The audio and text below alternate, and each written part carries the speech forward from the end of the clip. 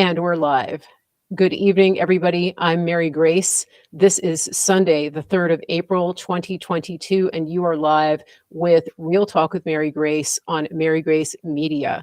I have a special guest with me tonight, but before I introduce him, I just want to let you know a couple of things that are happening this week. I have a special episode of my show Tuesday at 4:30. I will be interviewing Clay Clark.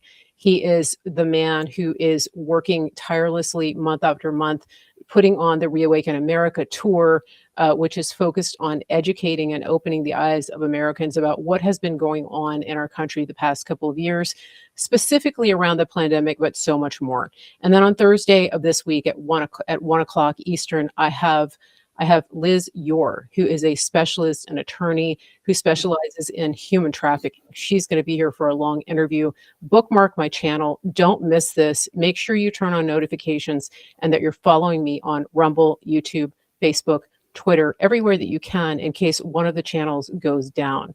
I appreciate everybody following, sharing, and tagging your friends in tonight's broadcast. So without further ado, I'm going to introduce our esteemed guest this evening. We have with us Sam Faddis. Sam is a senior retired CIA operative.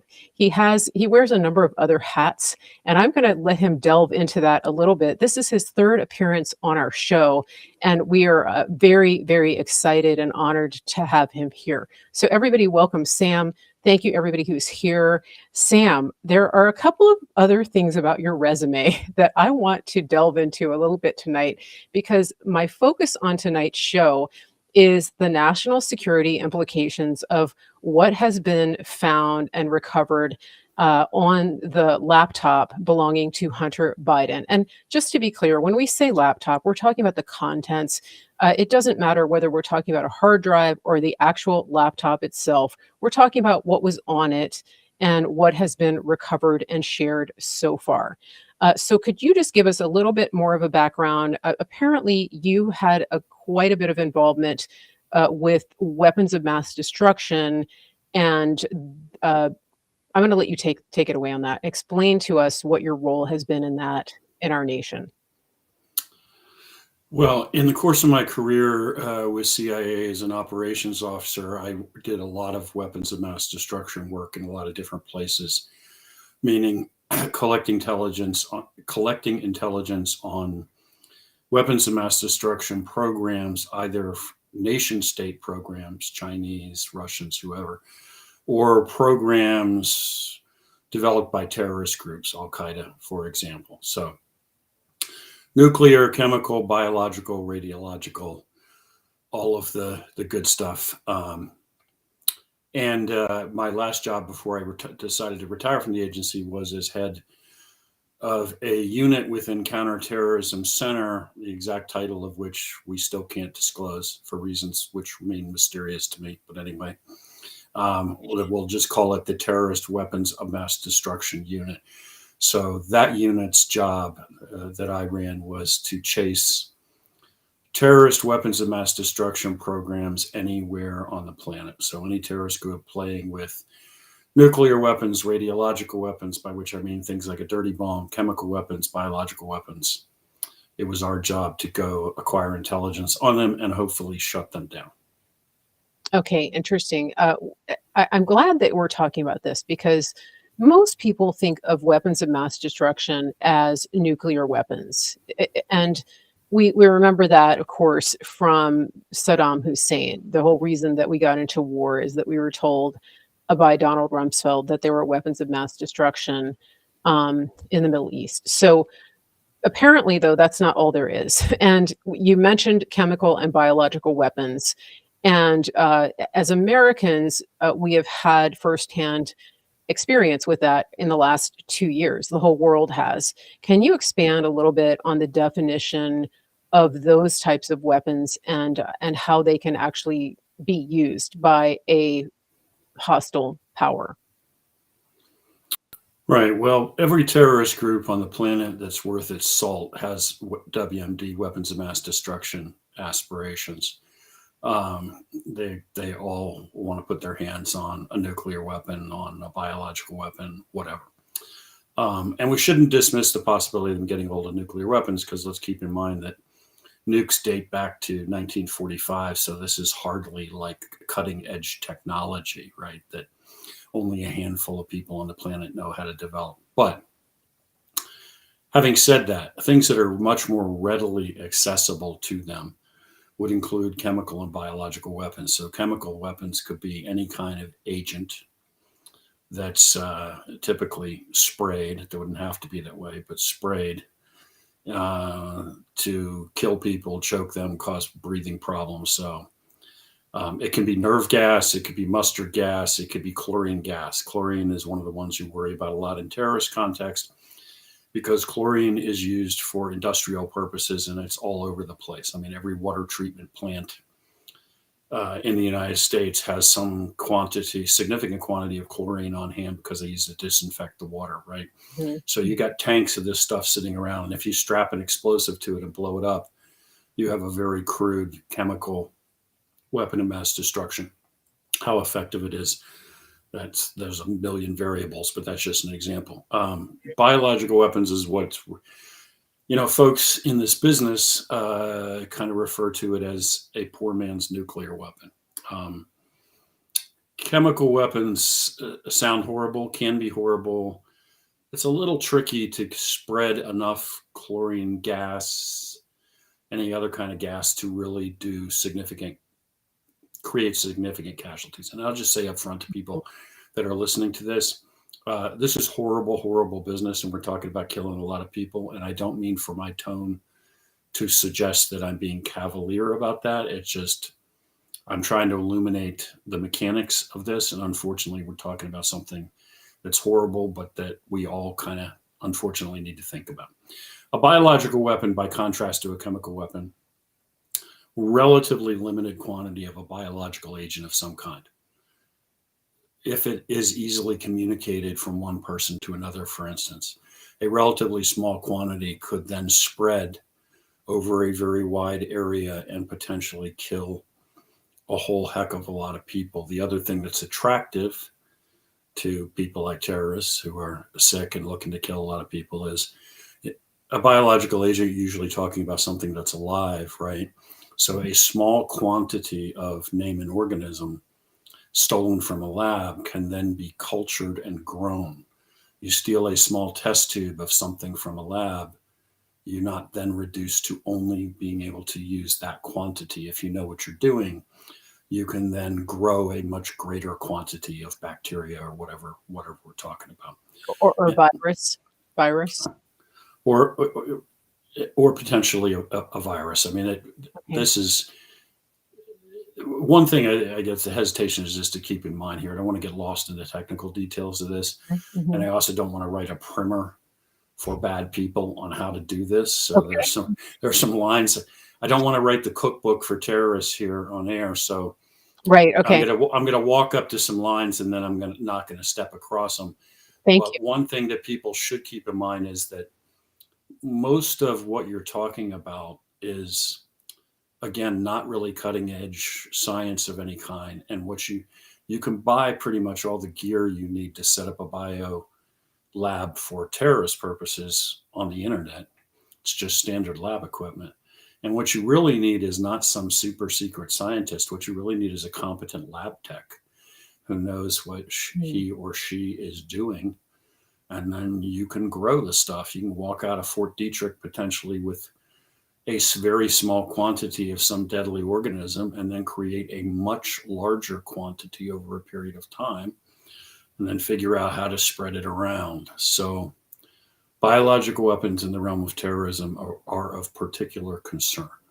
Is that what is known as gain of function research, what you're describing? Well, not necessarily. I mean, gain of function research would be taking an existing organism and in some way, I mean, for the purposes of our conversation, what we're talking about is making it more dangerous to humans. So you take an existing virus like a strain of COVID, I don't know, just speaking real hypothetically, I don't know if maybe in a lab in Wuhan, China, you might just decide to go all crazy and stuff and actually not only make it, you make it more dangerous and in maybe one or more than one of a number of ways. So you could make it more lethal. So it goes from giving you flu-like symptoms to killing you. Hmm. Or you could make it so it is more easily communicated from one human to another.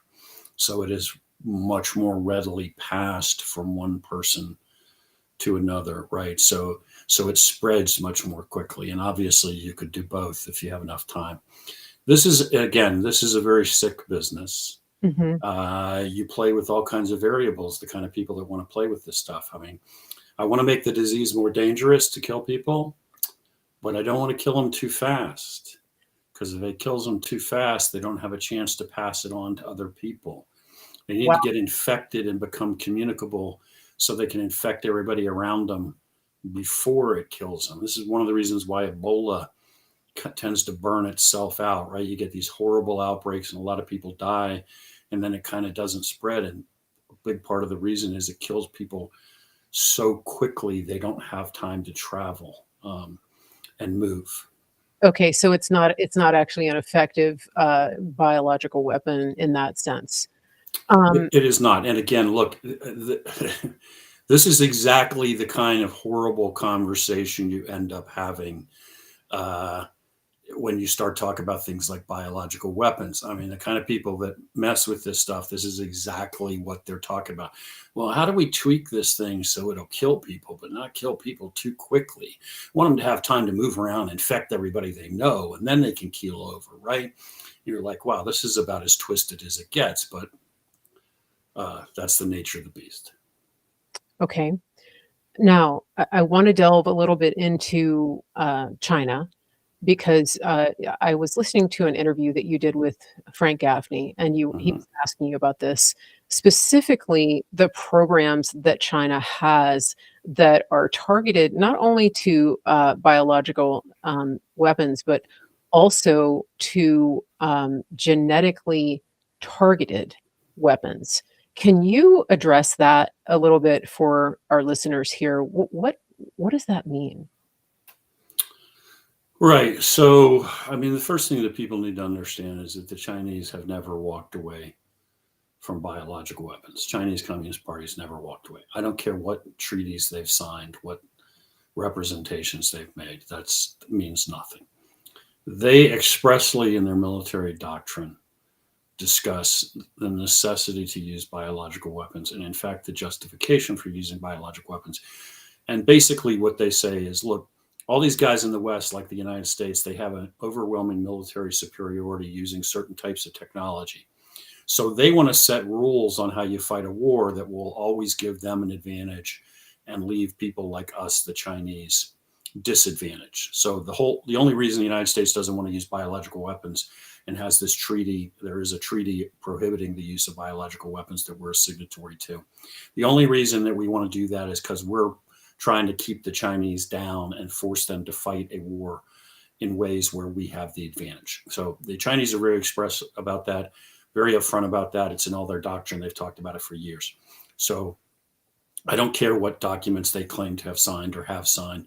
It's meaningless. The other thing you have to understand that there's no distinction, obviously, in a state dominated by the Chinese Communist Party between military and civilian programs. So at the Wuhan lab, for instance, where Dr. Fauci liked to send big stacks of money to do gain of function research, there are civilian researchers there who are answerable to the CCP, but there are also uniformed military researchers there side by side. So there's no meaningful distinction. I mean, in other words, for all practical purposes, Fauci was sending money to do gain of function research um, at a facility which does work for the Chinese military, because everybody does work for the Chinese military in China. Mhm. The Chinese, therefore, are constantly working on development of biological weapons. And one of the things that they have specifically been established to work on is this idea of biological weapons that target certain, I was going to say genetically coded. I don't know if that's the right term, but basically they target certain ethnic groups. So the idea would be, for instance, that you could target the United States and your weapons would kill off the non-Chinese population in the United States. And therefore you effectively strip a nation of its population, but leave everything else intact. And you don't worry about the disease then being a danger to your own soldiers. As insane as that sounds, as much of a plot of a science fiction novel as that sounds, that is documented and established. So we know that these are the kinds of things that on some level they're trying to develop. So it's coded specifically to a certain ethnic group according to DNA. That's frightening. Exactly. Right. So you're going to kill all, I mean, speaking very broadly and non-scientifically, you're going to fire off a biological weapon that kills all the white people. Right. Now, and is it possible for a bad actor, a nation state that is has an interest in taking down another country, another ethnic group, for them to disseminate this biological weapon aerially, like through aerial, like through a drone, Yes. aerosolized distribution? Yes. Okay. Yes. That Okay. is one of the great challenges in the development of these weapons. Again, speaking in this horrible antiseptic tone that we end up using when we talk about these things. Yeah. One of the great challenges is dissemination. How do I spread this thing around? Now, Mhm.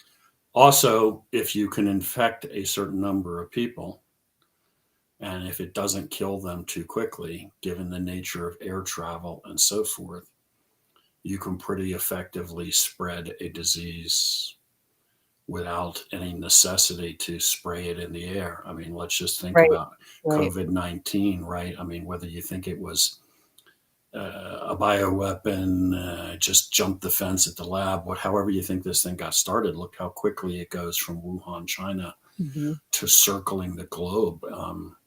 Just because people are jumping on planes and flying all over the place. People model this kind of stuff all the time, and they will show. I think you could even find software that does this online, like model an outbreak and name a place in Africa, Mhm. and then how long will it take to spread, and it'll actually show based on the airline flights and how frequently they travel, how this stuff hops to the Middle East and then hops to a European capital, and the next thing you know, of course, it's places like New York and Los Angeles, but potentially within days it's in every city on the planet. Yeah, and this is something that we know that Bill Gates has been involved in. World Economic Forum. They've war gamed these scenarios. We know that they actually had gamed this out before COVID actually Mhm. hit the United States, and that's another rabbit trail that I don't want to go down right now. But I wanted to just lay the groundwork for this because let's get back to the Bidens, and I want to establish the connection and the trail between the Bidens and the money that they received from the Chinese, and what kind of implications that would have on our national security, given what we know about what you just said.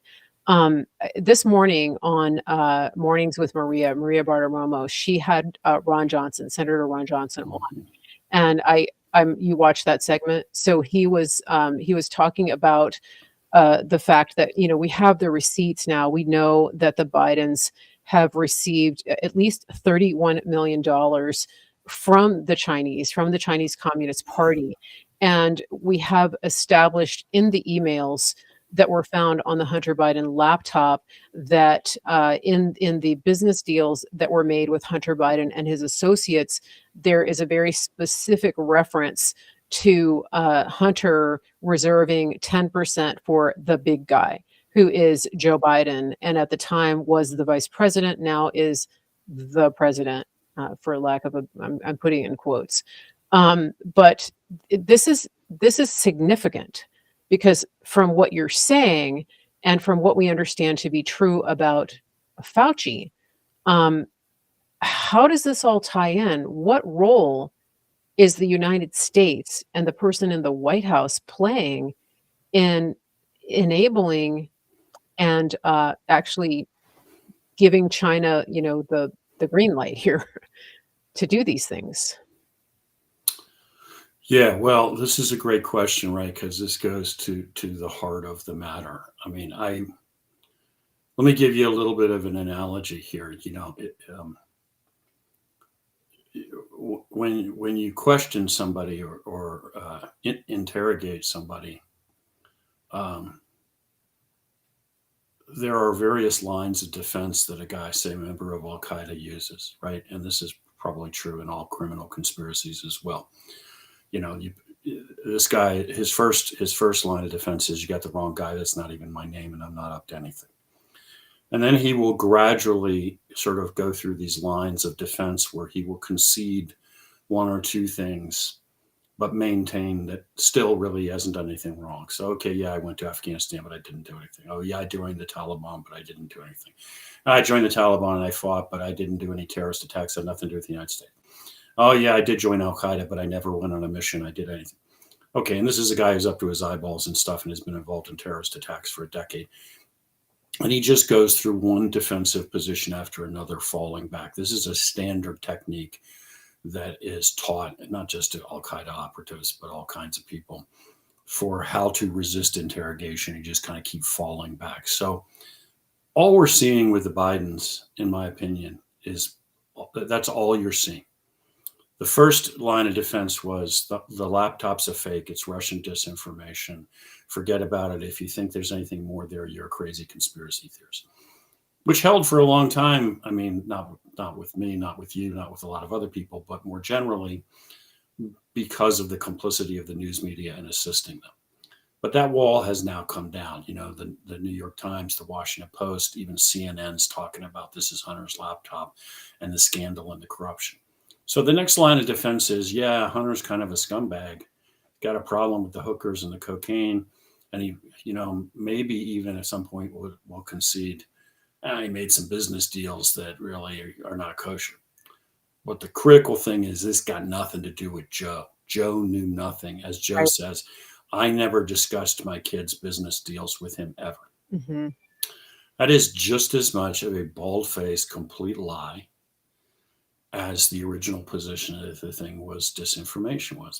This is just a fallback position. Mm-hmm. There's nothing more genuine about this. This is the heart of the matter, and I say this all the time, but people have to understand this. This is not really about Hunter. Yes. Like you and I have talked about the child pornography and the human trafficking and all that, not dismissing that. I'm not saying that's okay or we should forget about that, but in the scheme of things for the fate of the republic, what's critical is that Joe Biden is what Hunter is selling when he picks up millions of dollars. Now, I got all the respect in the world for Senator Johnson. I think he's being very careful with what he's saying because of his position and because of actions that are going to be taken going forward. $31 million or whatever it is an incredibly lowball figure. Yeah. Doesn't even begin to scratch the surface. We know, you and I have talked about, Hunter got from the Chinese on one occasion alone $1.5 billion in 2013. So from the Chinese Communist Party, and they are clearly the big buyers, billions of dollars. And look, they're thugs and they're evil. I mean, they keep their own people in what amounts to a giant prison. They're not stupid.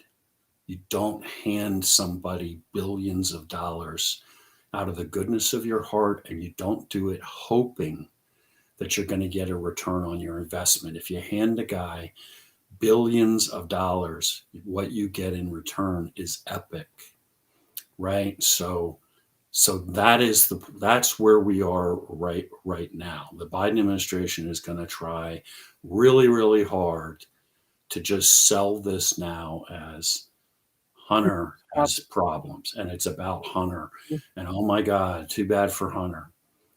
But it doesn't have anything to do with Joe, and we can't let him get away with that, because that's the real danger. I try hard, like you, never to call him the president.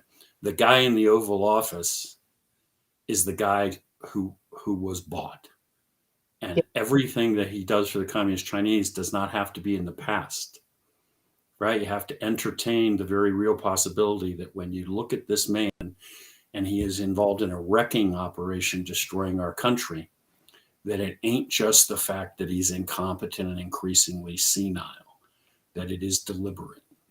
Yes, yes, and we talked about that. I've talked about that on this show, and that brings me actually to I want to talk about the COVID policy for a little bit because one of the things that former Secretary of State Mike Pompeo did just before all of COVID rolled out is that he spoke to a panel of governors of the United States, and he told them that the Chinese had a list of governors that, and they ranked them. I don't know if you remember that. He was referencing the fact that that the governors were ranked in accordance to how much cooperation they gave to the Chinese and how much they were expected to. A lot of it was based on money that was pumped into their states for various industry. For example, the governor of Georgia, Kemp, has received large sums of money from the Chinese for, I believe, infrastructure projects in that state.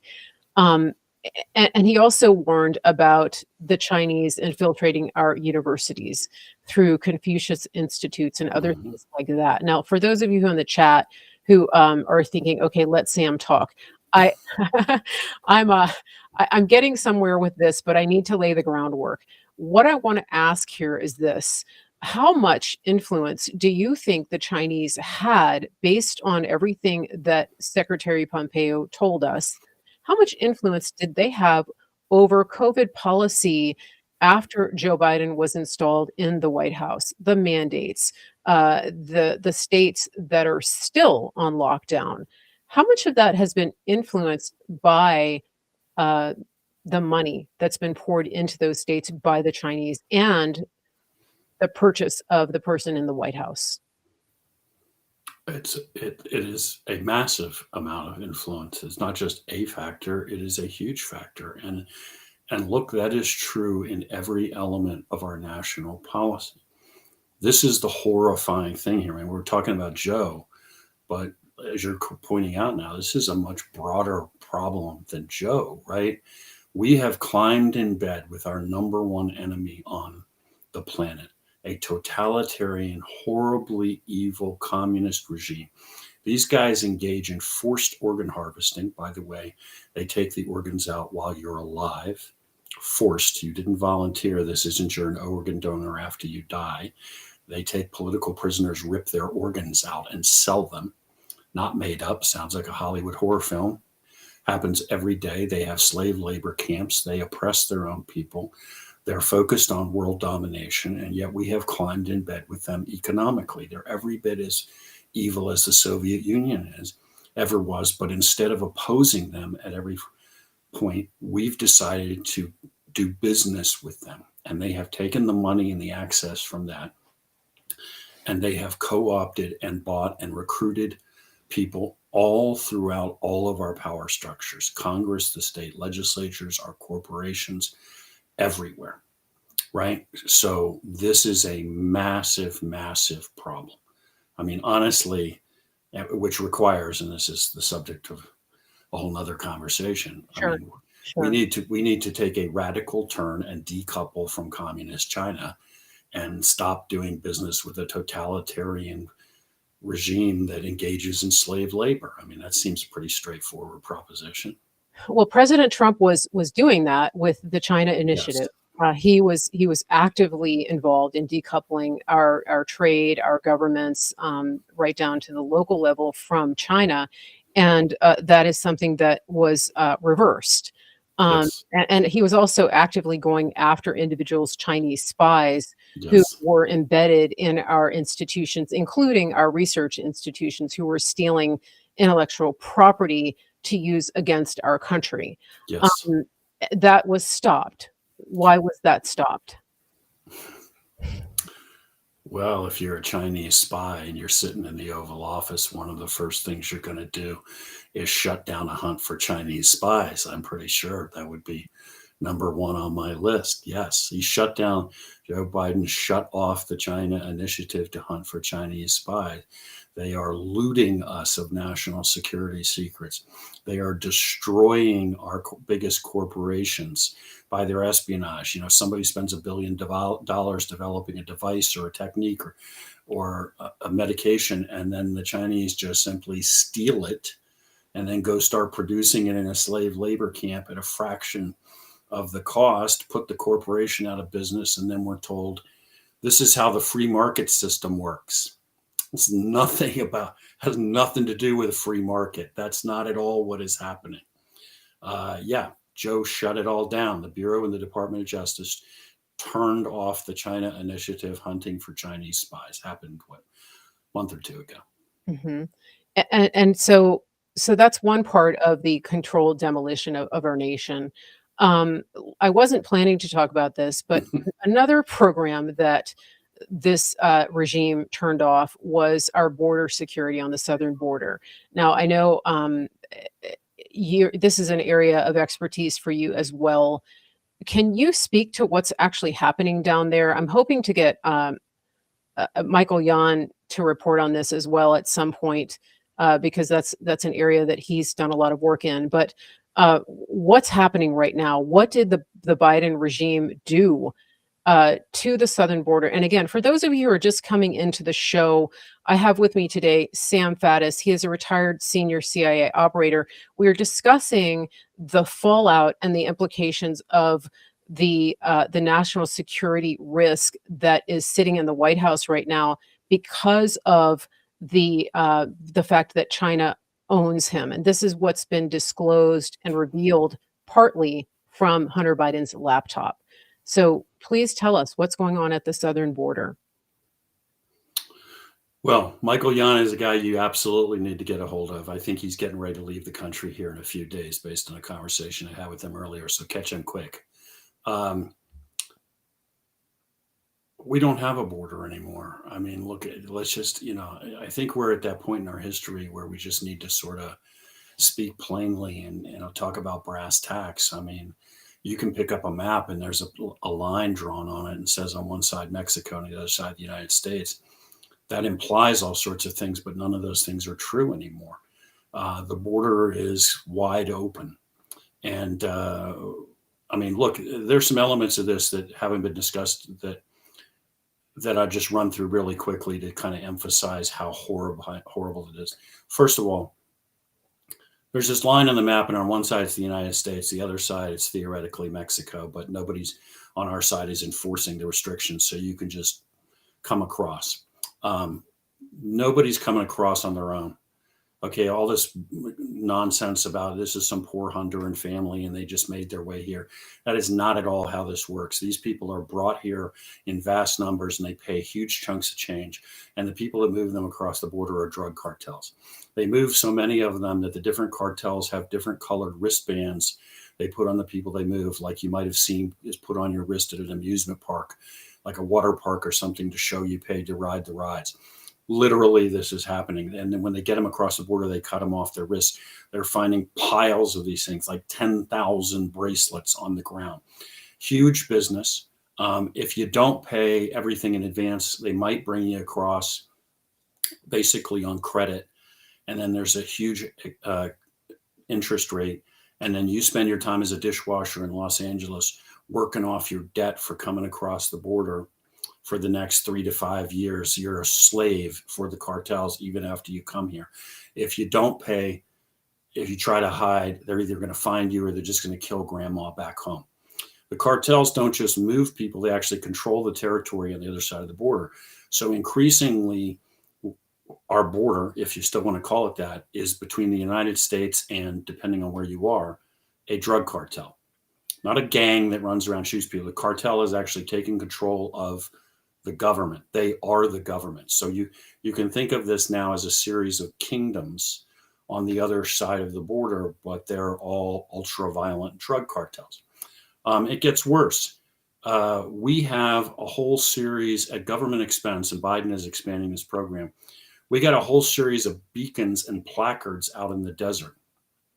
So if you're a migrant coming across and you get lost, you run out of water and you're not sure which way to go, you can actually call the Border Patrol from towers we're building at government expense and then summon the Border Patrol to come get you. And when they come get you, they won't put you back in Mexico. They'll bring you into the United States. So we have created a vast system that's basically Uber for illegals. When you get out in the desert and you don't know which way to go, you just call the people that theoretically are stopping you from getting into the country. And based on our current procedure, they have to finish the job. One last thing to add to this house of horrors right now. A lot of the migrants are not from Central America. They're coming in from other places. They're coming in from South America, Asia, a lot of Chinese. A lot of them come in to Colombia and then into Panama. And what all these Central American countries do is they move them on. Trump had started forcing them to stop them. Yes. But the default position was they move them. So if they get to Panama, the Panamanians don't want them to stay there. So they actually move them north. And that's they have a whole the series Darien Gap. So they're coming up through the Darien Gap. Yeah. But the point is, these governments, the governments themselves, move them to camps, feed them, give them water and transportation. So Panama moves them north, and the next country moves them north, and they shuttle them north because nobody wants these folks camping out and staying in their country. So if you have this idea that like the Panamanians, the Colombians are trying to stop them, that's exactly 180 degrees out. They are shoving them north toward our border to push them into the United States to get rid of them. The Department of State, I'm not making this up, the Department of State of the United States of America provides funding to these Central American countries for this program. So even before they get to the border, we're paying part of the cost of this effort to move people into our country. So it's not just that we're letting them walk across the border, we're helping them get here. And it's the official policy of the Biden administration. They refer to it as ensuring orderly migration. So you pay to bring these people to the border, you pay to rescue them when they get stuck in the desert out of water, then you pay to transport them on a plane to name a city in the United States, where you also pay to put them up in a hotel, all because of Joe Biden. And this was largely brought to a stop under President Trump. Absolutely. He actually stopped funding.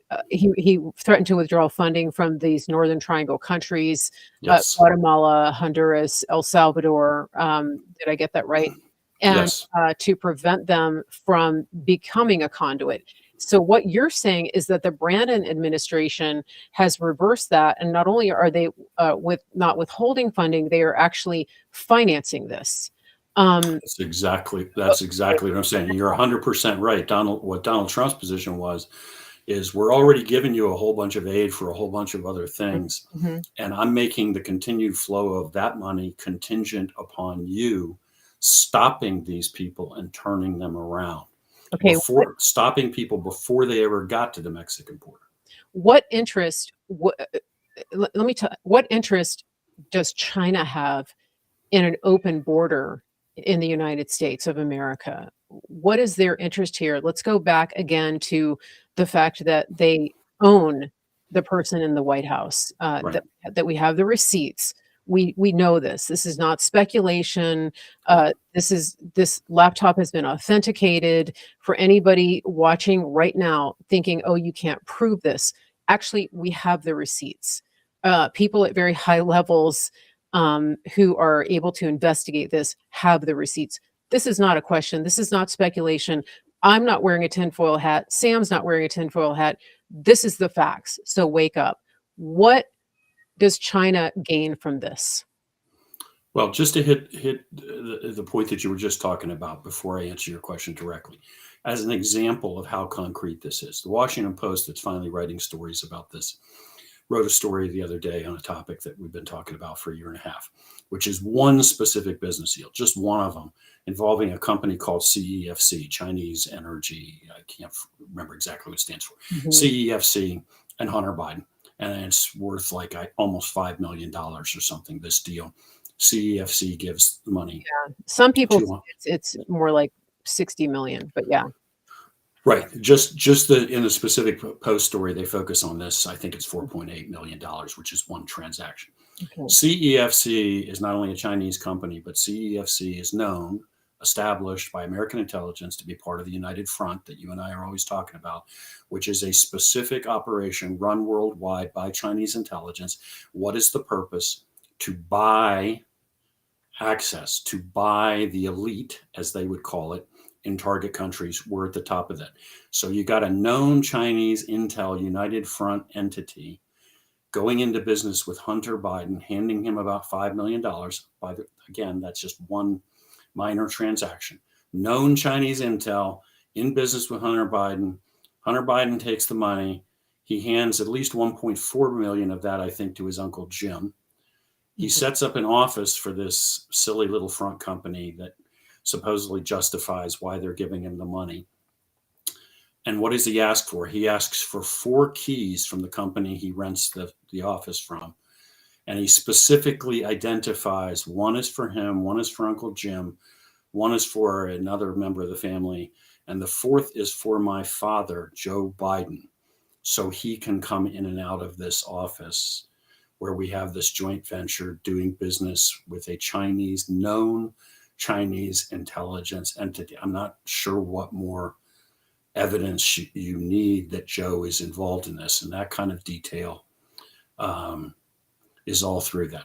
And in the midst of that long rambling response, I now forgot what your question was. What were you trying to get me to talk about? What does China gain from an open border with the United States? So you just established, yes, Joe Biden is 100% implicated and a party to these deals. This was not Hunter's problem. We have established that. This is not Hunter just, doing bad business and not paying taxes on it. This is way bigger than this. Okay. What does China have to gain by having an open border in the U.S.? What's going on there? Well, look, the express national goal of the Chinese Communist Party is to become the predominant power on the planet. We're the only thing between them and that status. What is their goal? To weaken us and diminish us and supplant us as the predominant power on the planet. So eliminating our southern border, flooding us with illegals and anything else you can come across. By the way, flooding us with fentanyl, which is killing Americans in obscene numbers, and is either coming straight from China or the precursor chemicals are coming from China. And then it's assembled, if you will, cooked in Mexico. All of this is to our detriment. All of this is weakening us, draining resources. And if you look across the spectrum at everything that Joe Biden has done since he sat down in the Oval Office, I would submit to you that every single decision he has made has weakened the United States, from his decisions to attack our oil and natural gas industry to his policy. Anything you look at, I defy you to find a decision that the man has made in however many months it's been, it seems like years, that has actually enhanced our national security or improved our economy. Everything has been to the detriment of the American people and our national security. Wow. It's just the scope of this is just beyond comprehension. It's absolutely stunning. But wait, there's more. And I'm not laughing. I'm not laughing. It's just, let's talk about the Taliban for a minute. Let's talk about Right. some more of this and what happened there. You wrote an article recently, you published it on your Substack. This is a good time to tell people where to find your work. About, you said, did we hand the Taliban a kill list? Can you talk about that? Right. So all our stuff for And Magazine, AND Magazine, is at andmagazine.substack.com. So that's where all of our content is. Look, I mean, the Afghan story just gets more horrible by the day, and I would emphasize to people that there are a number of topics we write on at And Magazine where we tap in not just to to press and our interviews with people, but to actual sources on the ground. And Afghanistan is one of those places. Through a bunch of old colleagues with the agency, we maintain access to sources inside Afghanistan. And obviously, I'm not going to talk about their identities. And obviously, we also are careful about how much of the information they give us we divulge because we got to keep them alive. But this story is an example of something that's coming from a combination of such sources. Basically, this is the deal. We went around in Afghanistan for many years creating biometric databases. So we took the fingerprints of and retina scans of and collected all sorts of other data. Just something like 80% of the people in Afghanistan, compiling lists, which includes lists that identify not just who you are, but your affiliation with the United States government and coalition partners. So if we trained a group of super secret commandos, as we did regularly, different agencies whose job it was to go hunt Taliban and get rid of these murderers before they blow up any more people, your name and your affiliation with that unit and exactly where you live and your fingerprints and everything else are in these databases, and they all link to scanners. So you can run a checkpoint and a guy pulls up, and it doesn't matter what documents he hands you or what he says his name is. You can check his fingerprints and you can scan his retina, and you will be able to establish conclusively who he is. We then left Afghanistan, and we left all of those databases intact and left all of the scanners in place. And even after it became crystal clear to everybody that the country was falling, we did not destroy or delete those databases. We apparently did not set them up so we could just access a backdoor and wipe them. And we left the scanners in place. So what we did was, in effect, compile, as we say in the article, a list of everybody the Taliban needs to kill to decapitate any possible resistance. If you want to go find the guys and gals that really put their necks on the line for us in a fight against the Taliban, we made such a list, and then in effect, we gave it to the Taliban. And they are now using it to hunt down and slaughter all of those people. And that includes a very broad swath of society, because it's not just Afghan commandos. I mean, it's women who had the audacity to push for women's rights, reporters who reported the truth about the Taliban, everybody you'd ever want to find. And they can change their names and buy fake docs, and it won't matter, because as soon as they find you and get the scanner out, they're going to identify you, and then you're going to die. We have Americans there too, right? Mm-hmm. Yes. So why would we do that? Why would we biometrically track everybody to begin with? I mean, that's crazy. The Americans did that to the Afghan nationals. Well, look, you can postulate this explanation, this very technical explanation for why this all seems to be very efficient and makes sense. Like a lot of things that we end up doing, what it does is it ignores the reality of things on the ground, right?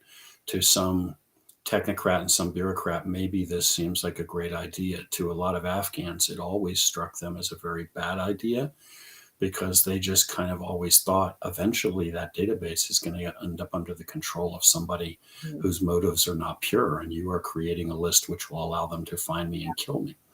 Well, we ignored all of that. The really inexplicable thing to me is that you don't design the thing from the outset with the capacity to wipe it, right?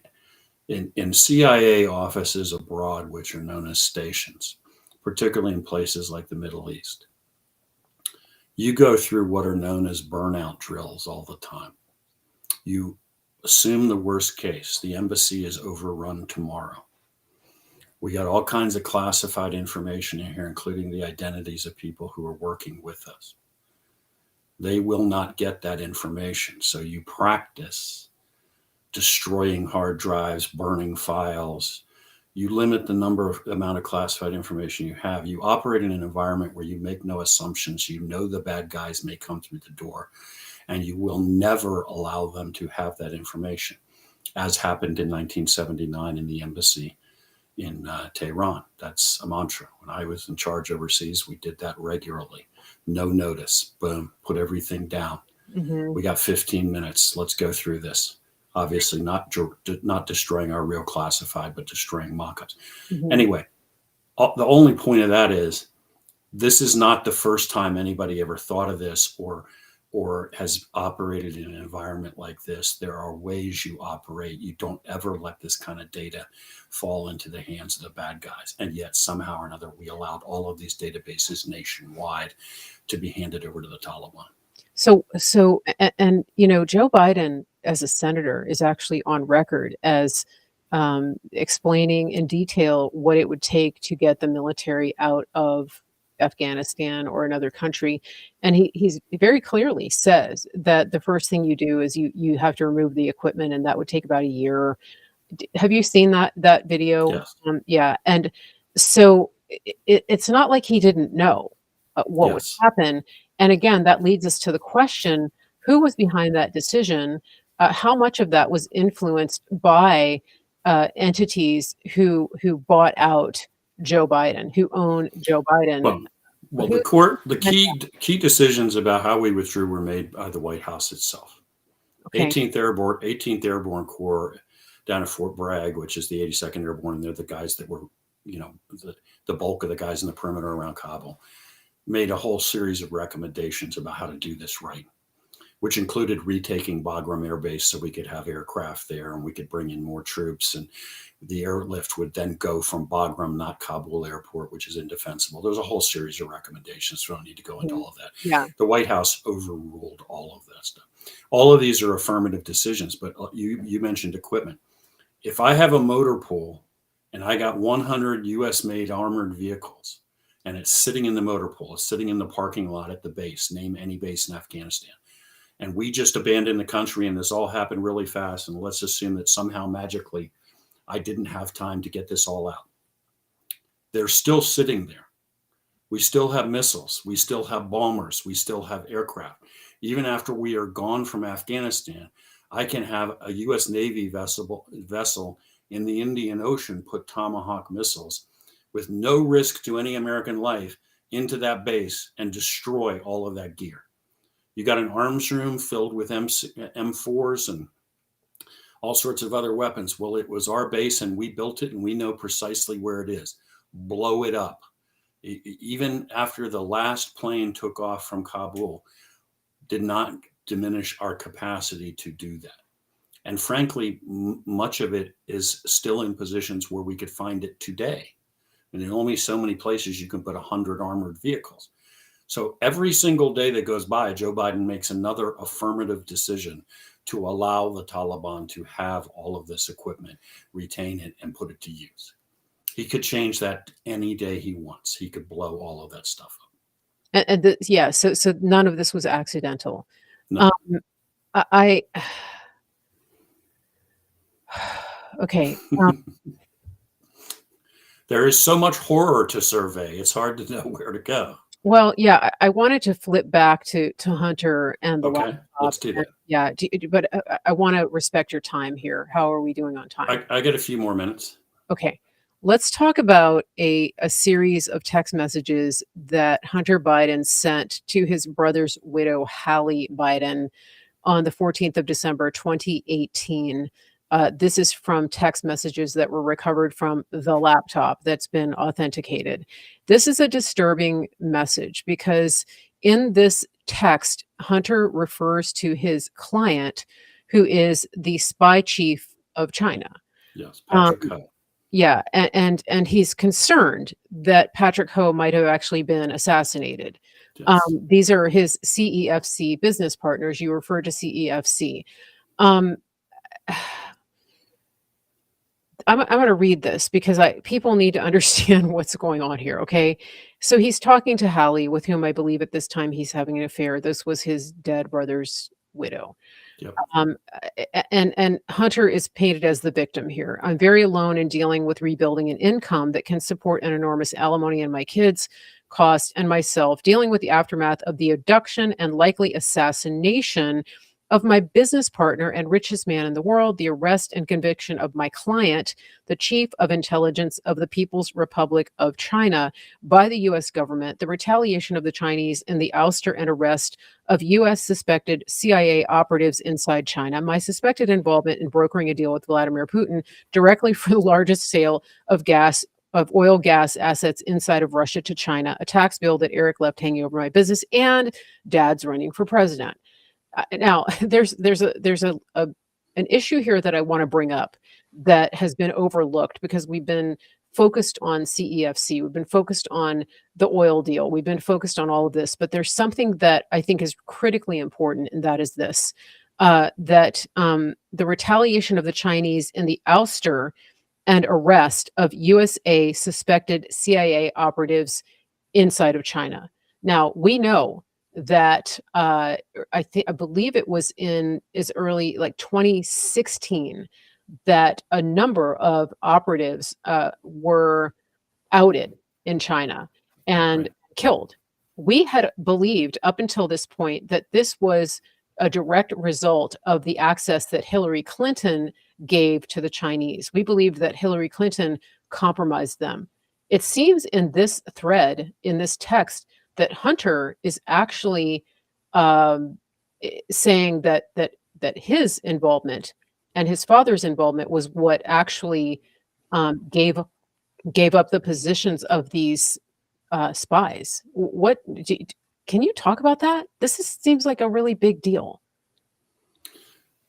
Well, I mean, it's a huge deal, right? Because I mean, to begin with, we lost God knows how many assets. I mean, as I understand it, we went effectively blind in China. By when assets, I mean human sources. In other words, Yes. the Chinese working for us on the ground in China were wrapped up, and then in China, that's the end of your life, right? When you're Yeah. wrapped up. Whether or not Hunter, in fact, provided that information, I don't know. What I do know from what you just read and from other communications like that is that he was fully aware. In this case, he's talking about Patrick Ho, but he's fully aware that many of the individuals he's in contact with are, in fact, Chinese intelligence officers. They are not sidling up to him unsuspecting, and he has no idea what's going on. That's not what's happening here. He knows exactly who he's climbed into bed with and who these folks represent. And he says that. And Ho is one of the biggest ones, and Ho does, in fact, disappear. Now, whether that has anything to do with Hunter, I don't know. When we talk about, I just want to define for my listeners a spy. So Ho, in this case, was one of our assets who was working on behalf of the United States inside No. of China. No, he was the Yeah. So sorry. I slipped into a little bit of CIA speak. That's So okay. Yeah. in CIA speak, the spy is, to keep this really simplistic. I mean, well, to keep it really clear, spy is if I'm a CIA guy and I go recruit a foreigner to spy to give us secrets, the guy inside the Kremlin, that guy's the spy. I'm an intelligence officer. CIA calls them case officers, operations officers, various jargon. The spy is the source that works for us. Cops might call him a confident. It might call him a snitch. Okay, that's Yeah. who it is. Okay. Yeah. Ho is not our spy. Ho is a Chinese intelligence officer, and apparently a very, very senior Chinese intelligence officer with whom Biden has a business deal, business in quotes, right? Mhm. And when Ho disappears, Hunter is freaking a little bit in the texts that you read, like what the heck's going on? Like one more thing on top of this. Keep in mind that Hunter is coked up out of his mind, big chunks out of the day, and burning the candle at both ends. So Hunter is not going to be the guy who stays the calmest in a crisis. Hunter is going to be the guy who starts freaking on you, right?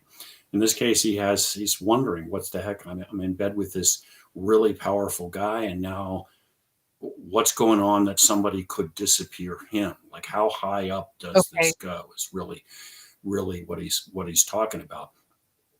As an additional sort of backdrop here, atmospheric, Tony Bobolinsky, when he talked about ad nauseum about being involved with the Bidens in his business deals, and how rapidly he figured out that this just smells really bad and I want out of this.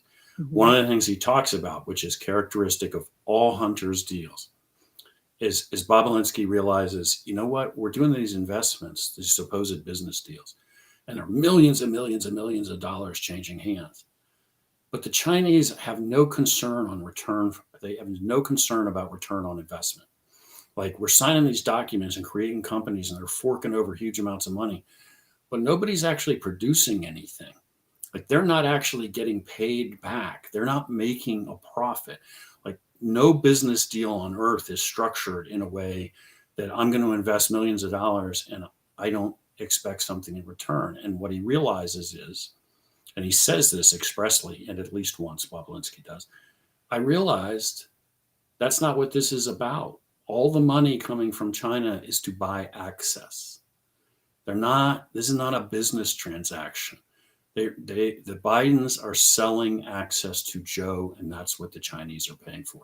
And that's the point at which Bobolinsky says, I'm out of here, man. I'm a patriotic American. I'm not selling the country. So that, okay, the access. I want to get back to our assets who were disappeared, but let's go. I want to go back to Hillary Clinton for just a minute, because we know that she was selling access. Hillary Clinton was supposed to be elected in 2016, and and again, we thought that the information that was available on her server to the Chinese was what compromised our spies in China. What we're seeing right now, I guess the sequence of events would lead me to believe that had Hillary Clinton gotten elected, there would not have been a need to put Joe Biden in office. It seems to me that Joe Biden was actually the insurance policy that the Chinese had in the event that Hillary didn't make it. Is that a reasonable assessment? And that they because they were active the entire time Trump was president, so it's like they were positioning their next asset in the White House. I don't know, because even with as much information as we have now, right, we're kind of, not to sound all X-Files or anything, but we're only still seeing half the picture. You know what I mean? We don't have all the information. There's no reason on earth why Chinese recruitment of senior American politicians has to be limited to only Joe Biden, right? Yeah. I mean, there's no reason, if you're recruiting assets inside a foreign government, it would make sense that if you had the capacity to do so, if you had the money and if you had the access and things fell together, maybe more than one. Fine, let's have more than one, and then we've got access, and as politics shift and one of them moves up the ladder and one of them moves down and one of them is temporarily out of power, that we're never completely blind, right? That would frankly be the ideal. Now I can just tell you how the business works, right? If I was recruiting sources inside a foreign government and I had two or three different assets who were all basically at the cabinet level and senior politicians, I would consider that to be a good problem. Okay. Like, whichever one of you wins the primary and is the nominee, we're going to be plugged in. It's all good.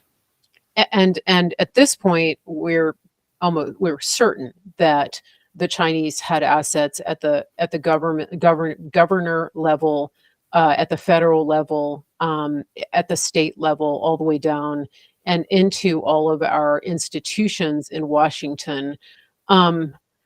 Something interesting happened. I was listening to the interview with Ron Johnson, and he said something very interesting. He said that he was approached in 2019 by Isaacs, the laptop repair man, with the laptop. Had you heard that before? I had not. Okay, that was kind of a bombshell that was dropped this morning by Ron Johnson. He said that he had been approached by Isaacs, and that he did not take it because he was concerned about the security implications. And then he went to the FBI, and then of course the FBI did what they do, which is stall.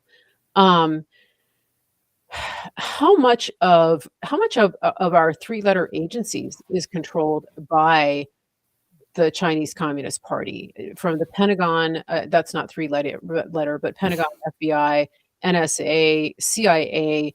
Like, what's going on here? Is there any part of our country that is not owned by China? Very little. Um, this is the central security problem of our time, right? That we need to confront. And as you have noted several times over the course of us talking, Donald Trump began the process of trying to get his arms around this. And I don't say that to diminish him. That's fighting upstream against a lot of people pushing back and a lot of people trying to stop him from doing that. But he made some significant inroads in beginning to reduce our reliance on Chinese imports and beginning to get a handle on Chinese espionage and driving us in a different direction than being completely in bed with these guys. Joe has undone that almost completely in the limited amount of time he's been in there. And there are a huge number of Americans who honestly, I think, are betraying the country. And I mean that in kind of a broad sense. Some of them probably formally recruited by the Chinese. Others just are making a lot of money in bed with the Chinese and they don't want to rock the boat and they don't really care about the national security implications. Mhm. So they might not be formally recruited by Chinese intel, but they're still selling us down the river. These are just folks that have just bet on the other horse. They think they're coming out on top. I wrote an article for Ann Magazine a month or so ago talking about the Battle of Thermopylae, and not to go all nerd on everybody, but most people probably know this battle because they've seen that horrible graphic novel made into a movie called The 300, where the Spartans and Gerard Butler fight the Persians at the Battle of Thermopylae, right? Okay, well, this is a real historical battle, and the Greeks were trying to stop the Persian Empire from invading Greece and destroying Greek culture. And after, I think, 2 full days of battle at this very narrow pass called Thermopylae, they were actually holding the line, right? And if you've been to Thermopylae, it basically is a place where these cliffs come down almost to the sea, and there's this very narrow pass, and that's where they had stopped them. So what happens on the third day? On the third day, there's a Greek trader who sells out to the Persians and shows them a path up over the cliffs so they can come down behind them, and that's how the Greeks die. That's how the battle is lost. They don't get defeated. They don't get confronted head on and defeated in battle. They are betrayed by one of their own. They are destroyed because of a traitor inside their own ranks. That's how they lose. And I wrote that obviously to try to get home this point that that's what you and I are always talking about. That is precisely what is happening to us right now, right? We are being betrayed by our own. It is not, if we ultimately lose this war, it won't be because we can't defeat the Chinese. It's because Americans have switched sides and gone over. Now, I have a theory that I want to run by you. I haven't talked to you about this before the show, but having Joe in the White House really is not ideal. It's obviously not the best case scenario, even if you're China. It would have been better to have somebody that has fewer skeletons, no traceable laptop, etc. I mean, let's face it, he's a train wreck. Okay, Right. And it's a cleanup it's one cleanup operation after another, and now Hunter's on the verge of being indicted. So if you're the Chinese, he's not your ideal installment in the White House. Even Hillary would have been better. But here's my theory. So on the 12th of April 2019, Hunter drops off the laptop. And he has a couple of devices, but this specific one is one of them. And we know that he's a cokehead. We know that he actually resents his father and his family because he's had to be the breadwinner. There is speculation that he did this intentionally, even if it was subconscious. And then something interesting happens. On the 25th of April 2019, Joe Biden declares that he's running for president. He puts his hat in the ring. There's a crowded race, a pretty talented field for, I mean, lack of a better word, they're Democrats, so how talented could they be? But um, there are people who have less skeletons who would be better to install. Um, but this is so sudden. And even the New York Times reported that this was a sudden decision by Joe Biden. Even they seem to be surprised. Is it possible that this decision was taken after finding out that Hunter had dropped that laptop off, that it was no longer in his possession? Was this done as a cleanup operation to run interference? Because we know that a candidate is somewhat insulated from investigation by their political opponent. This is what Hillary thought anyway. Is it possible that that's why he even got into the race, was to control the demolition of his entire compromised, villainous past? Or I don't even know how to. Yeah, no, I understand what you're saying. I mean, look, at this point, I think my answer to every question is nothing is impossible. I don't think anymore, because we're, there are things that I know to be true that you and I have talked about so many times, that if somebody told me this story 5 years ago, I would have said, you're crazy.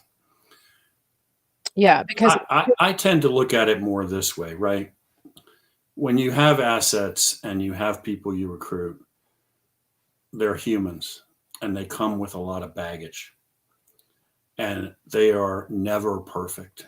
And your assets are always in the process of doing something or having something happen to them that potentially will compromise them. And they all have kind of what we used to call a half-life. The op will eventually fall apart because they're one way or the other. They're going to lose access, get voted out of office. They're going to get cashiered. They're going to get caught with a prostitute. I don't know. You name anything the humans can do, it's going to eventually catch up with them. And the trick for all intelligence officers is to try to keep it together long enough to get as much as you can. So I would suspect that the Chinese on their side of this look at it, they probably have had a very accurate appraisal of where this whole Biden thing was going for a long time and all the limitations, but we're going to ride it as far as it'll go. So they weighed that in the balance. So what you're saying is every asset is a potential liability. One of the things, look, you typically, when you recruit somebody, which is how an intelligence officer would talk about what we're talking about, you are capitalizing on what in the trade are called motivations and vulnerabilities. Mm-hmm. Okay. Let's talk about vulnerability. So, pressure points. This guy has a mistress and she's very high profile and very high maintenance, and he needs a ton of cash. So we are going to maximize, we're going to take advantage of that, and we're going to pay him. And that's going to be one of his big motivations, is being able to finance this, or it's a gambling addiction, or it's whatever. Right. Okay. At the same time, that vulnerability will probably ultimately destroy him. His gambling addiction will continue to get out of control no matter what we do. He will get caught with his mistress, and his personal life will be destroyed. You know what I'm saying? So, going into it, the reason this guy will do what we want is because he's got problems. He's got issues. He's got things I can exploit. Yeah. Yes, this is a very cold-blooded business. So yes, I'm going to exploit the things about Joe that will make him do this. Will it ultimately destroy him? Yes, it will ultimately destroy him. And I'm sure they have known that. But the Chinese know what they're doing when it comes to intelligence. They are very cold-blooded about it.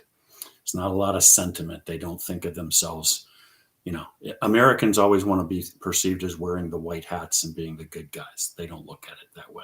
Yeah. This is about winning for them. Wow. There's so much that we could continue to talk about. I think we're going to have to make this a regular series. This is just. You wanted to touch on Metabiota though before we quit tonight, right? We did. Yeah, but I don't want to run over time. I really don't want to disrespect your time here. Well, we can just tease that. That's all we can just. Yeah, let's tease this. So guys, I have been in touch with an investigative journalist who has some receipts on Metabiota and on some connections that might actually implicate our nation in some of the developments in these research facilities in Ukraine. I'm being intentionally vague because apparently the socialist media overlords don't like for us to call them anything but research facilities, but you guys know what I mean. Um, Sam and I were talking about this earlier. We want to come back and expand on this. We want to actually contact this investigative reporter and really dig into this. But guys, it's very interesting what we are possibly uncovering about the US involvement here. Um, we're not going to go much deeper right now. This episode that we're going to do may not actually be able to be aired on Facebook. I have to think about that because they don't agree with some of the positions that we might take on this. Let me just put it that way. Metabiota, can you give our listeners a little bit of a background on that? I've talked about it with Jack, but just remind everybody why that's significant, why that name matters. Right. Well, what we're talking about here are DoD funded labs, and Metabiota is a company that's brought in as part of the DoD contract on this in the Ukraine. And the express purpose per DoD is what they're doing is, in addition to getting rid of old Soviet bioweapons, they are monitoring for pandemics, new emerging diseases. In other words, this is a defensive thing. That's the official DoD position. What other purpose there may or may not have been here, that's what you and I are going to explore, and then we'll talk about that. We'll get to the truth. One thing we know for sure, this is not controversial, is once again our good buddy Hunter, who has no visible skills and a massive cocaine habit, somehow ends up as the guy who's brokering this whole deal on behalf of the American Department of Defense and getting paid huge amounts of money to put this whole thing together. So apparently in the entire United States, the best, most qualified guy our Department of Defense could find would be Hunter the cokehead. I'm sure that had nothing to do with the fact that his father is Joe Biden. I mean, just another corrupt example of almost unbelievable corruption. And that was in partnership with Rosemont. That was through his company Rosemont Seneca, which he was partnered in with Devin Archer and John Kerry's son, yes, Chris Hines, who actually pulled out of that. That's what Jack has explained.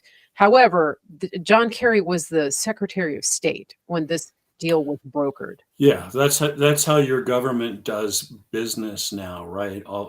We've got hundreds of millions of dollars of taxpayers' funds that you're going to invest in a project. Let's just go with the DoD explanation for right now. This big, huge program to keep us all safe from emerging diseases, and we got this super high-speed, low-drag DoD effort, and we're going to build these facilities in Ukraine and elsewhere. And the guys who just happen to be brokering all these deals just coincidentally are the sons of some of the most powerful, well-placed guys in the nation. That's third world stuff, man. This is banana republic stuff, and that's how our government works now. And who happen to be compromised not only by China but by Ukrainian oligarchs. I mean, the list of people who've compromised the Bidens is long and distinguished. Yes. We could just go on and on. I think that our listeners are definitely engaged here. We have almost 2,000 people live right now on Facebook, which is astonishing. Everybody, please share this. Please tag people that you know. Put this into groups. We're going to keep going here as long as my channels remain active.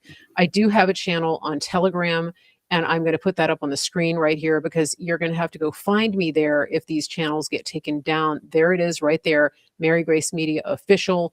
If you subscribe to my mailing list on my website, marygracemedia.com, you will get a reply email with links to that channel. I am on YouTube. I'm on Facebook. I'm on Rumble. I'm on CloudHub channel 111. I'm on Twitter, Real Mary Grace 1. Just make sure that you're following me in all of those places in case any of these channels get suspended or taken down. Sam, this is astonishing what we're talking about here. I'm so grateful that you take the time to come to educate our listeners. For those of you who are concerned about Sam's title as a CIA operative and a spy, please go back and listen to our first episode that we did, because that was one of the first things I asked him about, because it's obviously the elephant in the room.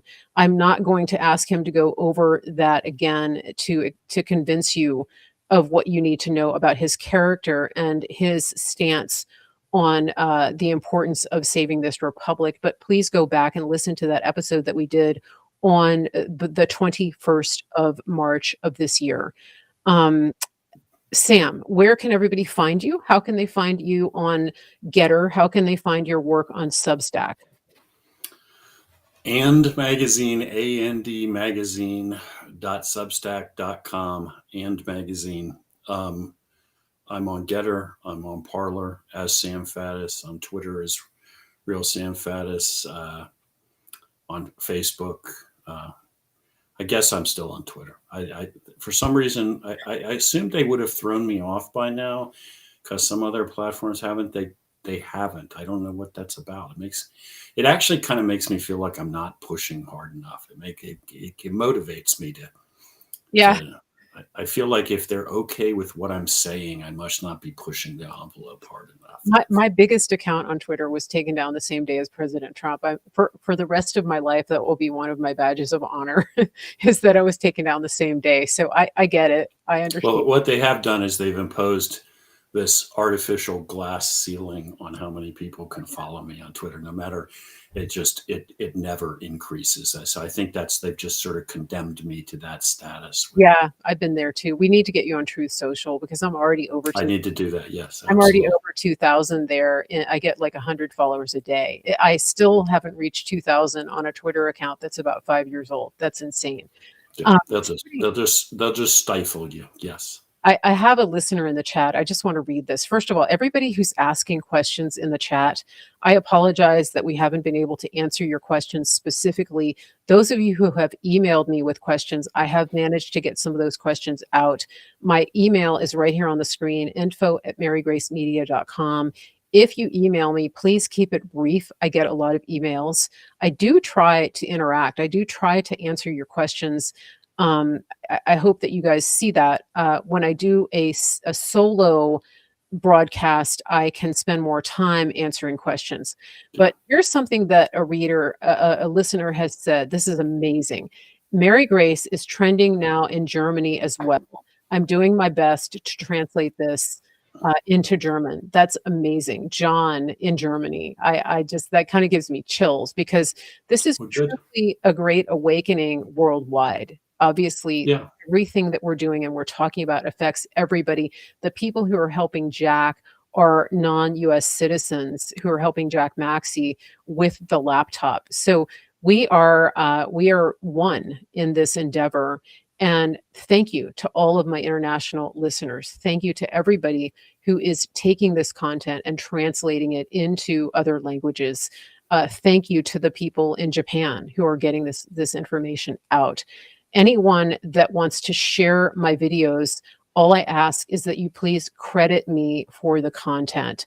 I am happy to have you share it. Some people download it and then upload it in a smaller format. That's fine. Please credit me when you do that. That's all I ask. We want this information to get out there. I don't know exactly when Sam is going to come back. We would love for him to come back anytime, hopefully within the week.